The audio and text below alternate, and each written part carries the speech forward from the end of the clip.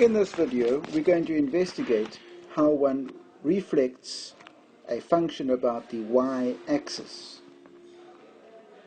So, for example, if we had such a exponential graph, how could we then redraw it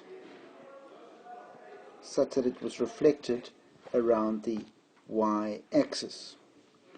When reflecting functions, the thing to remember that when we reflect around the y-axis, the x values we multiply by -1, and the y values, they stay the same.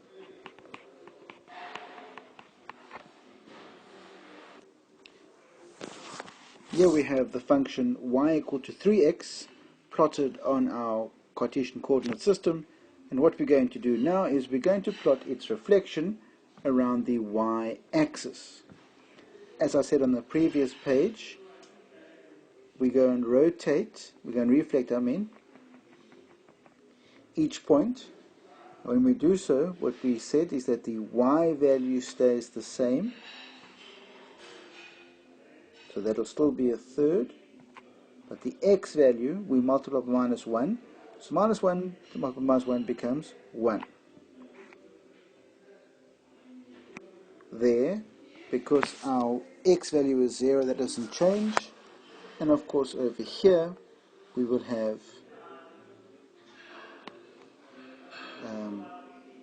y value of 3, but an x value of -1.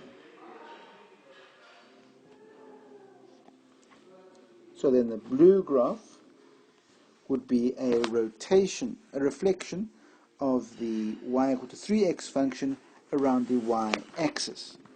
The question then is, how do we go and determine the equation for that reflection?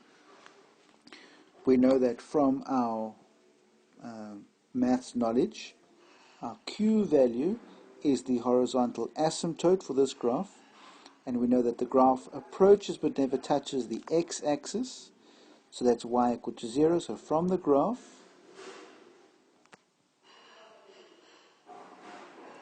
q is equal to 0. What we then do is we take one of the points. In this case, we will use 1 1/3, and we're going to substitute that into our general equation for exponential graphs.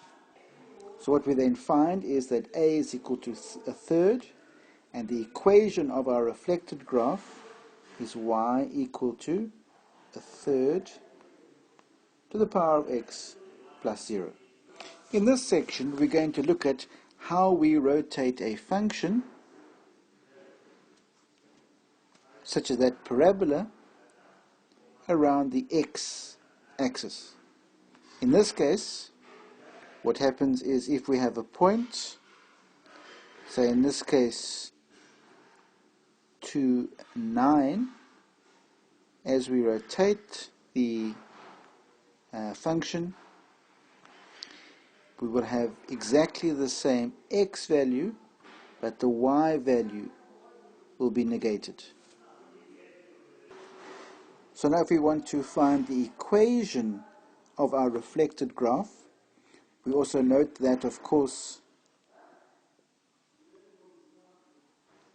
that is actually 0, 1, and when that is reflected, it becomes 0, -1.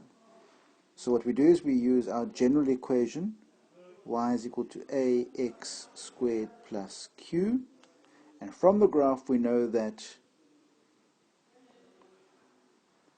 our q value for our reflected graph is -1, and we go and we substitute our other point, 2 9, and so we'll find that -9 is equal to a brackets 2 squared -1, and solving we'll find that a is equal to -2, and therefore y squared, y will equal -2 x squared minus 1.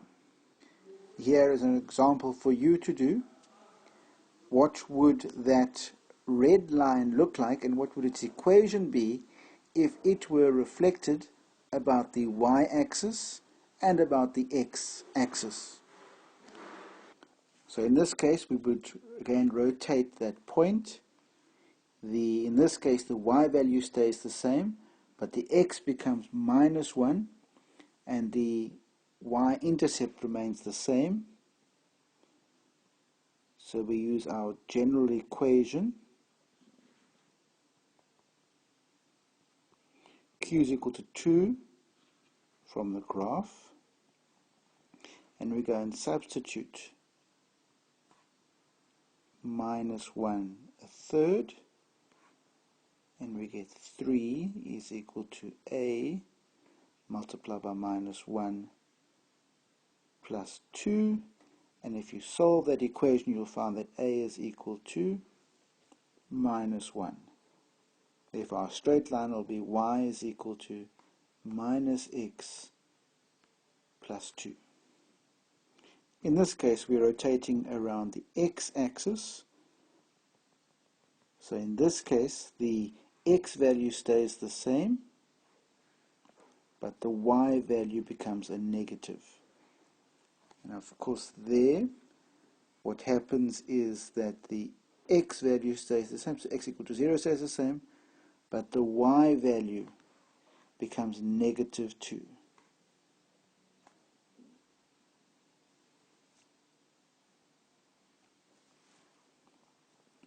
So again, we know that y is equal to ax plus q.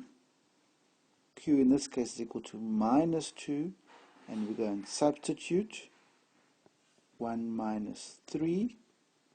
So we get the equation minus 3 is equal to a multiplied by 1 minus 2, and solving we find that a is equal to minus 1. Therefore our straight line is equal to y is equal to minus x minus 2.